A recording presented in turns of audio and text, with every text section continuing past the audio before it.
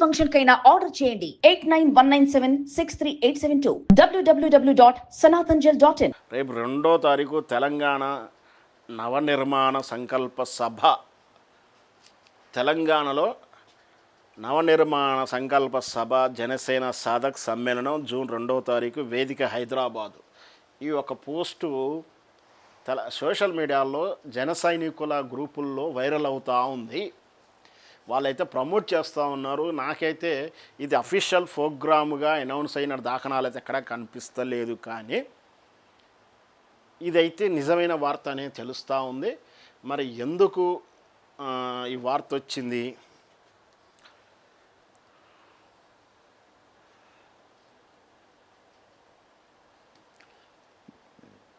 ఇప్పుడు అయ్యా పవన్ కళ్యాణ్ గారు 2వ తారీఖు జూన్ 2వ తారీఖు మీరు తెలంగాణలో నవనిర్మాణం అని సభ పెడుతున్నారు. స్వాగతం సుస్వాగతం ఖాదనం చట్ట ప్రకారం ప్రజాస్వామ్యబద్ధంగా మీరు నిర్వహిస్తున్నారు. మాకు ఎలాంటి అభ్యంతరం లేదు, కానీ అవసరం లేదులే, ఉంటే పోతుంది. కానీ మీరు కొన్ని ప్రశ్నలకు సమాధానం చెప్పాలి, కొన్నిటికి బాధ్యత వహించాలి, కొన్ని ప్రశ్నలకు ఆత్మవిమర్శన చేసుకోవాలి, కొన్ని ప్రశ్నలకు మీరే అవలోకనం చేసుకోవాలి, మీరు సమాధానం చెప్పాలి అని ప్రశ్నిస్తూ ఉన్నాం. మీ అంతరాత్మని ప్రశ్నించుకోండి అని చెప్తా ఉన్నాం. మీరేదైతే తెలంగాణ ఏర్పడితే 11 రోజులు అన్నం మానేశాను అని అన్నారే, ఎందుకు, ఎవరి కోసం మానేశాం? ఏం కొంపలు మునిగిపోయాయనే అన్నం మానేశాం. ఇప్పుడు మీరు అన్నం తింటున్నారు కదా, ఇప్పుడు మీరు ఆత్మ పరిశీలన చేసుకోండి. అన్నం తింటున్నారు కదా, ఆత్మ పరిశీలన చేసుకోండి. తెలంగాణకు నవనిర్మాణం ఎందుకు అవసరమో, నవనిర్మాణంలో ఏం నిర్మిస్తారు మీరు? కోడి చెరువులో ప్యాలెస్ నిర్మిస్తారా? కోడి చెరువులో ప్యాలెస్ నిర్మిస్తారా? అదేనా నవనిర్మాణంలో అంతర్గత రహస్య ఎజెండా అని నేను మా తెలంగాణ వాదులం ప్రశ్నిస్తూ ఉన్నాం. మీరు తెలంగాణలో ఉద్ధరించాల్సిన కార్యక్రమాలు ఏమున్నాయో చెప్పాలి, ఏం జరగలేదో చెప్పాలి. తెలంగాణ కష్టపడినటువంటి, తెలంగాణ గోసపడినటువంటి రైతులకు సమస్య పరిష్కరించుకున్నాం. ఈ దేశంలో వరి అత్యధికంగా పండించే రాష్ట్రం ఏదయా అంటే తెలంగాణని నిరూపించుకున్నాం. తెలంగాణ పంట వస్తుందంటే భయపడ్డారు కేంద్ర ప్రభుత్వాలు. వారే బాబో వీళ్ళు పంట పండిస్తూ ఉన్నారు, కొనుగోలు చేయడానికి నాకు చేత కావట్లేదని చెప్పి వణికిపోయారు. అంటే అంత అధికంగా ఇచ్చాం, పంట పండి చూపించాం. ఇది సంవత్సరాలుగా పట్టలేదు, జస్ట్ 2-3 ఇయర్స్లోనే కరెంటు సమస్య తీసుకున్నాం, కరెంటు సమస్యను పరిష్కరించుకున్నాం, పంట విధానాన్ని అభివృద్ధి చేసుకున్నాం. ఇక్కడ తెల్లవారితే ఈ తెలంగాణలో రెక్కాడితే డొక్కడని తెల్లవారులు ఉన్నటువంటి రోజుల్లో పోతే దుబాయ్కో, బోరుబావిలకో, బొంబాయికో వలస వెళ్ళిన తెలంగాణ సమాజం మీకు గుర్తుందో లేదో, మాకు గుర్తుంది. పవన్ కళ్యాణ్ గారు మా తెలంగాణ పట్టణాలలో, జిల్లాల స్థాయి కాదు పట్టణ స్థాయిలో, చిన్న పట్టణాల నుంచే వారానికి 2 బస్సులు 3 బస్సులు సూరత్కు, బొంబాయికి సెటిల్ బస్సులు నడిచేయి. అంటే వలస వెళ్ళే వాళ్ళు వెళ్తూ ఉంటారు, వాళ్ళ చుట్టాలను చూస్తాను బయట వాళ్ళు పోతూ ఉంటారు. అన్న బైనంగా తమ్ముడు పోతాడు, తమ్ముడు బైనంగా బాబాయి పోతాడు. కుటుంబాలే సూరత్కో, దుబాయ్కో, బొంబాయికో, లేదా అక్కడ ఢిల్లీకి వెళ్ళి బతుకు తెరువు కోసం, జీవనోపాధి కోసం 20 ఎకరాలు ఉన్న రైతు తెలంగాణలో వాచ్మెన్గా పనిచేసినాడు, ఆటో డ్రైవర్గా పనిచేశాడు, రిక్షా కార్మికగా పనిచేశాడు. 20 ఎకరాలు ఉన్న రైతు కూడా, రైతుకు భూమి పొలం అంటే చెలక, మా తెలంగాణ భాష చెలక అంటే నీళ్లు లేకుండా పండించే పంట. అంటే ఆముదము, పత్తి ఏదో వేసుకుంటాడు, కానీ వరి వేసుకోవాలంటే భూమి పొలం ఉండాలి. ఆ పొలం తడి పొడమంటాం.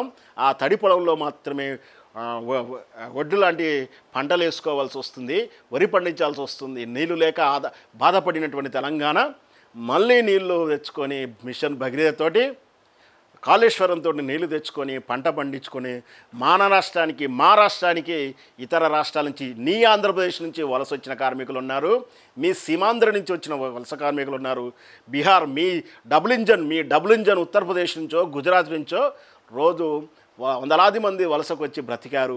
ఇక్కడ ఈ దేశానికి ఈ ప్రపంచానికి, ఈ తరానికి, యుగానికి, ఈ కాలానికి దార్శనికుడైనటువంటి అంబేద్కర్ గారి విగ్రహం తలధన్యేలా ప్రపంచానికి ఎత్తి చూపించేలా పెద్దదైన విగ్రహం పెట్టుకొని రుణం తీర్చుకుంది ఈ తెలంగాణ గడ్డ. ఈ అమరవీరులకు ఇవ్వాల్సినటువంటి గౌరవాన్ని ఇచ్చింది, ఉద్యోగ కల్పన ఇచ్చింది, నీళ్ళు ఇచ్చింది, నిధులు ఇచ్చింది. ఇంకేం నవనిర్మాణం చేయాలి? మీ నవనిర్మాణాలు మాకు అక్కర్లేదు పవన్ కళ్యాణ్ గారు. మీ అమరావతిలో రోడ్లు వేసుకోండి, మీ అమరావతిలో లైట్లు పెట్టుకోండి. మీ అమరావతిలో వర్షం వస్తే నిండి బురదలై కాలువలై పడవలై తిరగాల్సిన పరిస్థితి. మీకు ఒక్క చుట్టం వస్తే అంటే మీ అమరావతికి, మీ రాజధానికి ఒక్క చుట్టం, ఒక విదేశీ చుట్టము ఢిల్లీ నుంచి అధికారులు వస్తే పండుకోవడానికి గెస్ట్ హౌజులు లేవు, ఉండటానికి కూడా సరైన వసతులు లేవు. వాళ్ళు మళ్ళీ హైదరాబాద్ టు అమరావతి తిరుగుతున్నారు. మిమ్మల్ని కలవడానికి ప్రధానమంత్రి వచ్చినా కూడా మా హైదరాబాద్లోనే కలుస్తున్నారు. మిమ్మల్ని కలవడానికి, మీ రాష్ట్ర హోదాలో ఉన్నట్టు మంత్రులను, మీ రాష్ట్ర హోదాలో ఉన్నట్టు ముఖ్యమంత్రిని కలవడానికే నా తెలంగాణ గడ్డ మీద వచ్చి కలుస్తున్నారు. మీ వసతులు నిర్మించుకోండి, మీరు పునర్నిర్మించుకోండి, మీరు బాగుపడండి, మీరు ఎదగండి. ఇంకా ఎన్నాళ్ళు ఇతర రాష్ట్రాల మీద ఆధారపడతారు? ఆత్మ పరిశీలన చేసుకోండి. అన్నారా? మీరు ఆ రోజు మీరు అన్నం మానేశారన్నారు. కానీ తెలంగాణ కోటి రత్నాల వీళ్ళ తెలంగాణ తెలుగు భాష, ఒక తెలంగాణ మాట్లాడేదే తెలుగు భాష అని మొదటి నుంచి నేను చెప్తా ఉంటాను. ఆంధ్రులు మాట్లాడేది యాస అవుతుంది, తెలుగు ఇక్కడ తెలంగాణ వారు మాట్లాడేదే తెలుగు అవుతుంది. ఎందుకంటే తెలంగాణ అంటేనే తెలుగు మాట్లాడే కాన, అంటే ఇక్కడ తెలుగు మాట్లాడుతున్నారు, వీళ్ళు మాట్లాడేది ఇక్కడున్న కానాలో ఉన్నదే తెలుగు భాష అవుతుంది. మీరు మాట్లాడేది యాస అవుతుంది. ఇది మాత్రం గుర్తుపెట్టుకోవాల్సి ఉంటుంది. ఇక్కడ స్పష్టంగా చెప్పేది ఏమిటంటే నవనిర్మాణం మా తెలంగాణలో అక్కర్లేదు.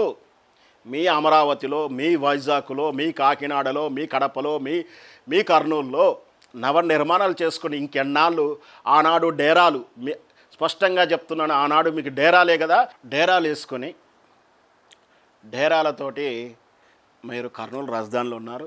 ఈనాడు రేకుల షెడ్లతోటి అమరావతిలో ఉన్నారు.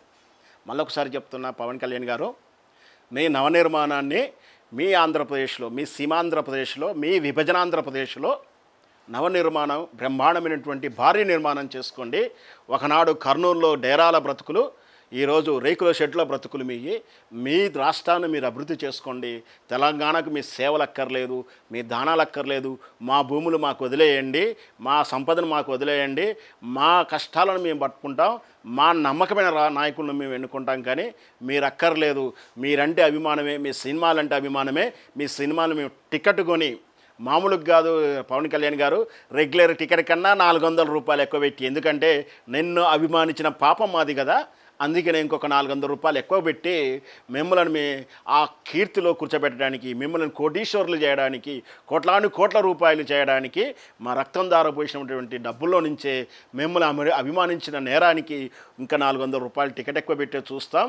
మీరంటే, మీ సినిమాలంటే అభిమానం. కానీ రాజకీయంలో ఇవి తావు ఉండదు, అభిమానం తావు ఉండదు. మా రాష్ట్ర ప్రయోజనాలే మాకు ప్రాముఖ్యం. మీరు ఆ రోజు అన్నం తినకుండా మానేయకుండా ఉన్నటువంటి విధానం, మీ అంకితభావం ఏంటో, మీ రాక్షసతత్వం ఏమిటో, సంకుచితత్వం ఏదో మాకు అర్థమైపోయింది. మీ కళ్ళబొల్లి కబుర్లు మేము నమ్మం. కొంతమంది కుర్రవాళ్ళు ఆవేశంతోడనో అవివేకంతోడనో నమ్మితే ప్రమాదం ఏం లేదు. కానీ వాళ్ళ కనుగిప్పు కలగాలని ఇలాంటి స్టోరీలు చేస్తూ ఉన్నాం. మేమంటే భయం లేదు. ఎందుకంటే మిమ్మల్ని మీ ఊర్లో, మీ రాష్ట్రంలోనే 3 సార్లు ఒలగొట్టాడు. ఒకసారి మేము ఓడిపోతాను భయంతో జీరోతోటే మీరు పోటీ చేయలేదు. ఆ తర్వాత పోటీ చేస్తే మిమ్మల్ని చిత్తుగా 2 ప్రాంతాల్లో ఓడించారు. మీ అభిమానించే గుడ్డి జనాలే, మీ రాష్ట్ర ప్రజలే మిమ్మల్ని 2 సార్లు ఓడగొట్టారు కదా. ఇక్కడ మిమ్మల్ని గెలిపిస్తామని ఏమంటలేం. కాకపోతే ఇక్కడ ప్రశాంతంగా ఉన్న వాతావరణంలో చిచ్చు పెట్టొద్దు, కల్లోహాలు సృష్టించొద్దు. గతంలో నేను అందుకే చెప్తాను, గతంలో మత కల్లాలు సృష్టించేవాళ్ళు, కానీ ఇప్పుడు ప్రాంత విభేదాలు సృష్టిస్తున్నారు. చాలా ప్రమాదమైన పరిస్థితి ఇది. మీరు కుల రాజకీయాలు చేయాలని చెప్పి మీ పార్టీ కుల పునాది మీద పుట్టింది. ఆ విషయం అందరికీ తెలిసిందే. మళ్ళీ సీక్రెట్స్ బయట పెట్టమంటే బాగోదు మిస్టర్ పవన్ కళ్యాణ్ గారు.